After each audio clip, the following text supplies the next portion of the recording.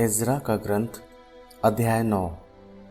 इसके बाद नेताओं ने मेरे पास आकर मुझसे कहा, इस्राएली याजक और लेवी देश के शेष लोगों से अर्थात कनानी, हित्ती, परिज्जी, यबूसी, अम्मोनी, मोआबी, मिस्री और अमोरी लोगों के घृणित रीति रिवाजों से अलग नहीं रहे।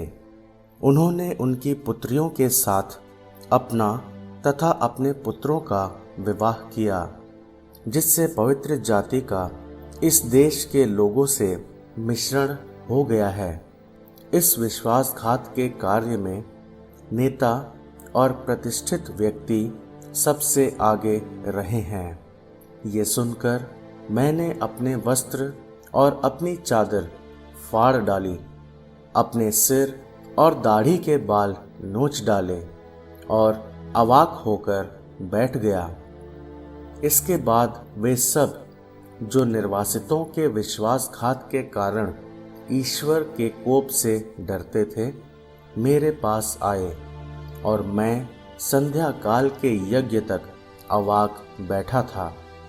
संध्याकालीन यज्ञ के समय मैं अपने विषाद की अवस्था से जागा। मेरा कुर्ता और मेरी चादर फटी हुई थी।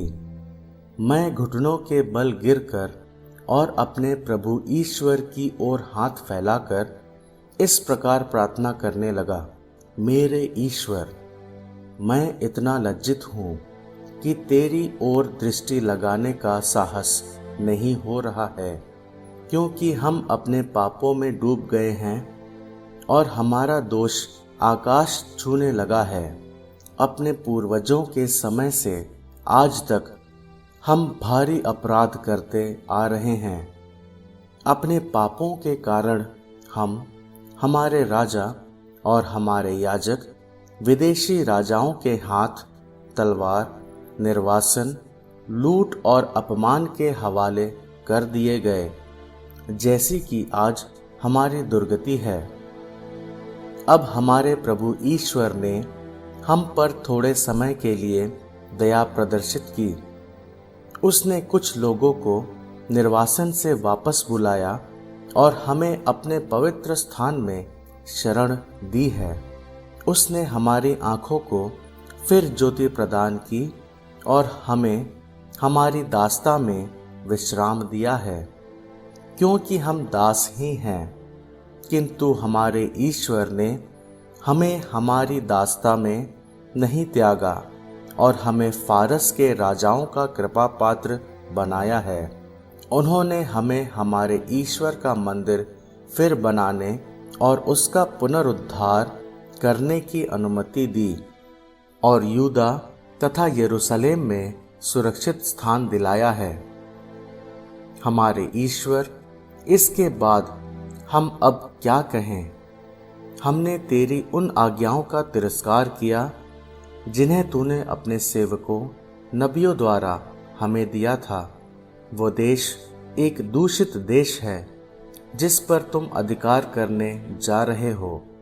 उस देश के निवासियों ने उसे अपने घृणित कार्यों से दूषित किया और एक छोर से दूसरे छोर तक अपने अधर्म से भर दिया है।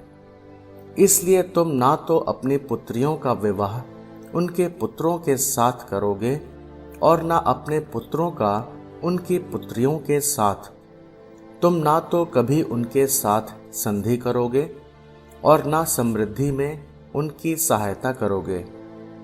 ऐसा करने से तुम शक्तिशाली बनोगे, उस देश की अच्छी फसलें खाओगे और उसे अपनी संतानों को चिरस्थायी विरासत के रूप में दे सकोगे।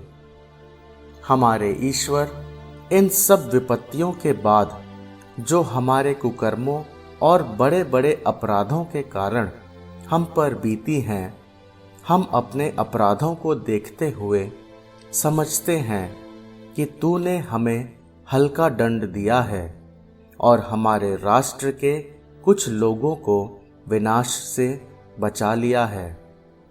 अब क्या हम फिर तेरी आज्ञाएं भंग करें और उन लोगों से विवाह करें जो ऐसे घृणित कार्य करते हैं?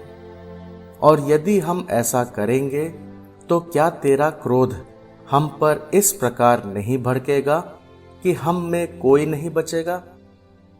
प्रभु इस्राएल के ईश्वर, तू दयामय है, इसलिए आज भी हम में कुछ लोग जीवित रह गए हैं। हम अपराधी होकर तेरे सामने उपस्थित हैं, हालांकि हम में कोई अपने अपराध के कारण तेरे सामने खड़ा होने योग्य नहीं है।